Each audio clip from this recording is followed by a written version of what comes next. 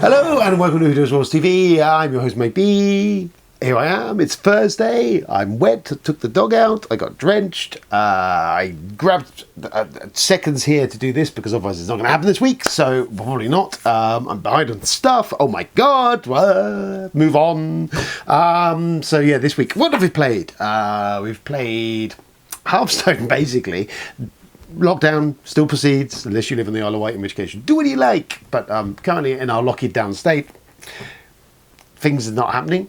So Hearthstone, I've been playing the battlegrounds mode, which is really quite addictive and quite good fun. And you don't, as I said in the previous video, have to have any buy-in to get in and play it. You don't need to know Hearthstone even really, so you can just go and play it. It's really good fun. I've also been playing the duels. They've added this whole new tiered leveling system on there that's had some people on the internet up in arms and some not. I took a punt this month on it because I think it was about 12 quid. Just get the extra XP and just see what the journey brought. It's okay. It's starting to turn a bit of a grind at the later levels, about level 35-ish. Starting to be a bit of a grind, with especially only the weekly drops, quest drops dropping weekly and stuff. So we'll see. But yeah, it's right. I like Hearthstone. News. What is going on for news? Not a lot of news, if I'm absolutely honest with you.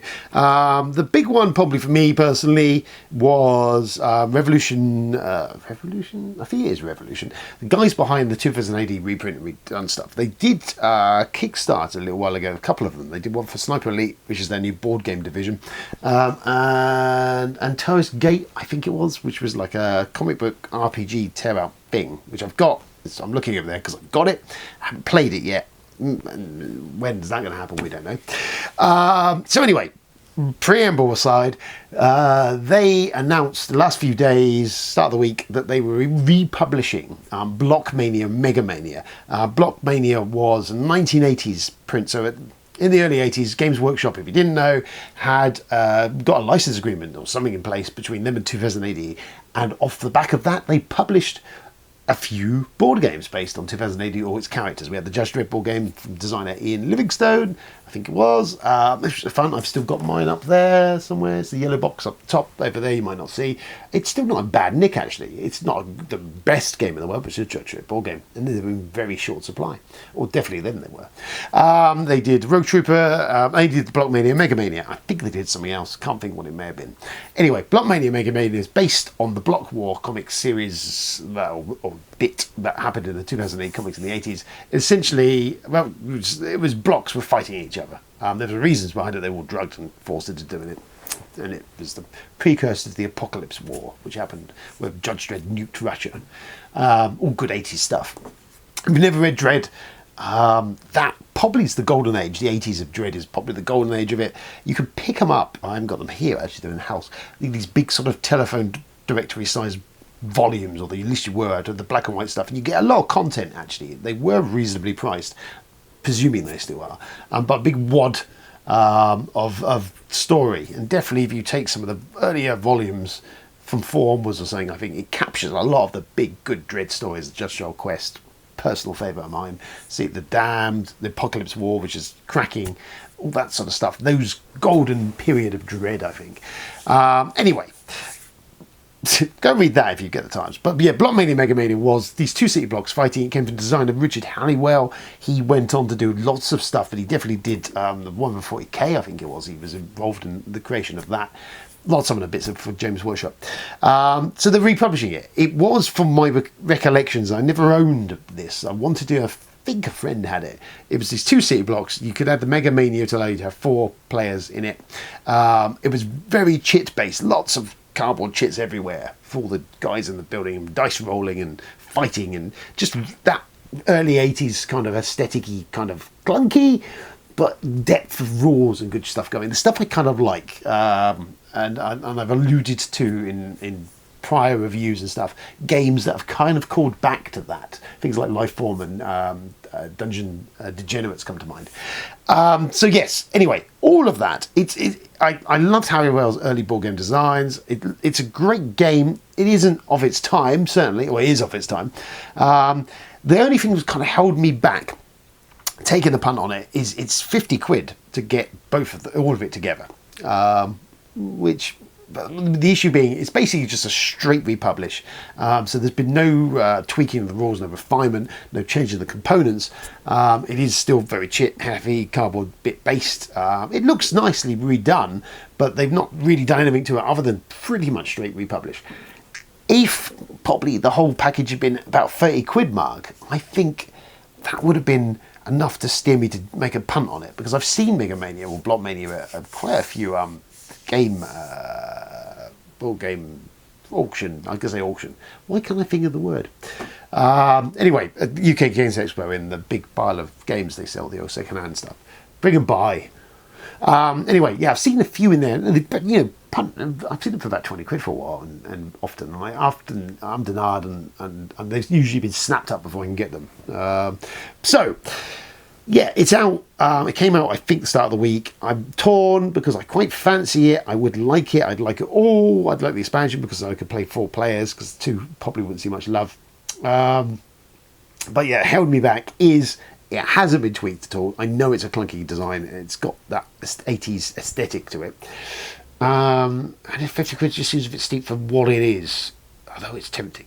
So we'll see. But it's one I kind of quite like. It's only a limited run, I believe. So it is going to be around for a short period of time. There's that.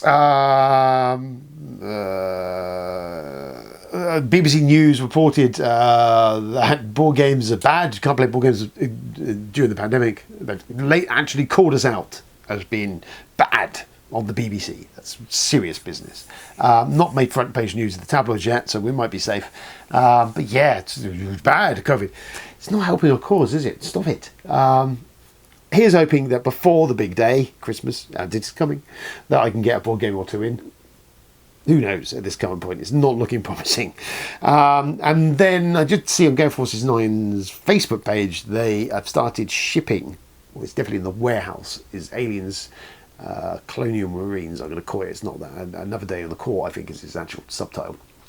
Which I'm, again, on the fence with. The whole all-in package, which was the 2 additional expansions, but had a lot of extra figures and stuff, was like 100 quid buy-in. Seems steep to dive straight in cold with that without knowing really much about the mechanisms of what it's doing.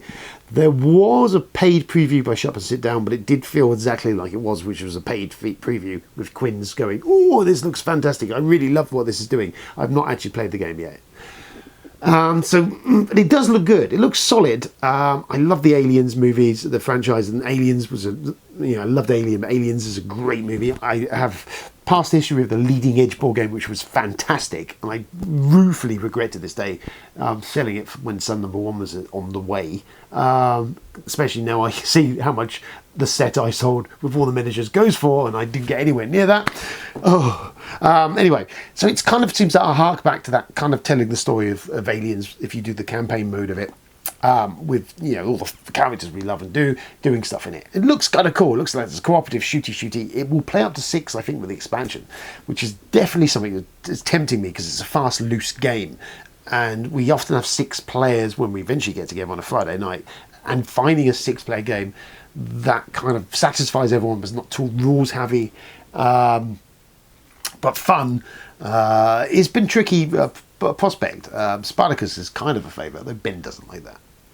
But that's been one, but it plays long. This looks like it's kind of lean, so I'm waiting to see reviews or stuff on it. And I may go for just the base set because it's about 40 quid. And then I could always pick up the extra Marines and stuff later. I'm tempted. I am tempted again. Obviously, there's all that. Obviously, TI. So yes, I recently put out. So there we go. Twilight Imperium 4th edition. The Prophecy of Kings expansion has arrived. Great. Just to tease me before, I'm still in the process of sorting all of the bits of it into the various bits to make it a bit easier to play. I do a baggie, good old baggies, a baggie for each of the. I was going to say clans, aliens. So everything you need for the startup of those guys is in those bags. It's a way of doing it. May pick up insert eventually. Anyway, I'm still sorting that out. I've knocked over the box down here on the floor, so all the Twilight Imperium is just spilled onto the floor now because I took the insert out. Regretting all these things. So yeah, anyway, that is here. It's expensive. I think the RP is about 100 quid. I picked it up for about 80. I was initially, I did an unboxing which is not released yet, but I will put it out this week hopefully. And I think from my initial unboxing, I was excited with all the bits and pieces, and there is a lot of bits and pieces. I was umming and ahhing at the value for the thing because it is expensive. Now having unboxed it and read a bit more of it, there's a lot going on in it. Yes, it's still a little component light for the price. There's quite a bit in there. But I think it's adding quite a lot of good shit to the game. And I know they originally said when they first were echoing publishing this or threatening it, and one of the big things they said it wasn't going to massively alter playtime. They may well have pulled that off because I know they've tweaked some of the victory points stuff, how you get it, and make that a little bit more achievable with some really OP powers and some of this stuff. So I think potentially together, I think it may well pull that little trick off of actually unbelievably making the game a little bit fast, a little bit smoother maybe. We'll see. I can't wait to play it. It looks really cool. New races, lots of cool stuff. Lots of planets to uncover now and explore. So added that exploring element to the game, which is going to be a great deal of fun. TI4, yes, TI4 is one of my favourite games. I did a review actually for that. It came out last week, I think, kind of review. But yeah, it is one of my most favourite games. It's a fantastic game. It's a big game. It's imposing, but not that difficult. You should play it if you get a chance. If not, I'm hoping convention season, if it's a thing this year, please God, please make that so. TI4 is coming out. The Games Expo, and we're playing an 8-player game of it. That is fucking happening. Even if that's all I do all weekend, we're doing that. There's that. There's my top 50 that I've been threatening. It is filmed. I just need to edit it, and I just haven't had the time. So there's all that going on. Then Kickstarter. There is not a lot when I last looked. I think I looked a day or so ago, and nothing terribly leaped out at me. There's a Pursuit of Happiness big box thing, which I quite like. Pursuit of Happiness. It's kind of like the game of life if it was a proper game. But I've only got the base thing, and I've never felt the need or want to get the expansions. There's about 3 or 4 of them now. Like, the base game is enough to do what it does and does it very well, and it's fun. It doesn't stay as welcome, and I've kind of never felt the need to add stuff in. So, but there's a big box version if you feel the need for that. It is a game tricky to pick up apparently, and I'd recommend it if you're a fan of Euros and that game of life kind of flavour. It does all that quite well, and it's not that complex. It's kind of easy-ish teach, and it's good fun. Yeah, I've got it. I'm playing for a while, having said all that, but if that's your thing, then yeah. And that's it. So on Kickstarter, other than that, I saw The Boys. There's a book I bemoaned in my top 10 comics that should have a board game. But Boys was one of them, and my synopsis of what I would go for as the game was essentially you controlling the team, trying to take down supervillains and work out their weakness and take them down. Kind of pretty much that seems to what they've done. It's just you against the Homelander, and you've got to go and take him down. A lot of comic art in it. The miniatures and that look terrible. It's not cheap, really, and it seems to kind of have a lot of red flags because the company producing it have never done any other board game. So whilst I would love a Boys board game, I'm going to wait. It's not grabbed my attention massively, and maybe wait to see what happens if it comes to retail or if it's just a car crash. So I can't recommend it. Just read the comics, maybe. That's kind of it. Other than I'm racing for this. Other than the sad news that Hugh Keys-Bryn, who the Australian actor, who's best known really to me, other than maybe Farscape, he appeared in, was playing the toe cutter in Mad Max. Great villain. What a great movie the original Mad Max was. And then coming back in 2015, I think it was, in Fury Road to play Immortan Joe, which again he knocked out of the park. He was a great physical presence, great villain, yes, Fury Road, just seeing that there, actually, Fury Road. You've never watched Fury Road. What the fuck? Come on, get off this video and go watch it now. Probably one of the single best action movies released in the last 10 years, 20 years even. Just amazing. I think it's come from a veteran film director. I think George Miller was in his 70s, I think, when he directed this. Yeah, it's a linear story. Yeah, there's a linear story. Yeah, there's not a plot there, but the action scenes, considering there is very little CGI in this, believe it or not. Action scenes, just from the moment that movie starts, It is an action spectacle, and it does not let up. Just woof, it's off and going, and there's no pause in that. Maybe briefly, but essentially it's just full on, and kind of showed how to fucking sort their life out and how to do an action movie, in my opinion. Which sadly we've not had any more Mad Max movies. I mean, a great movie. I've slathered and raved. But yes, Hugh passed, I think it was last day or so, at 70, my page about 75. He did star in a lot of stuff, as I say, lots of Australian exploitation fare and stuff. But charismatic gentleman, and played two of my favourite villains ever in movies.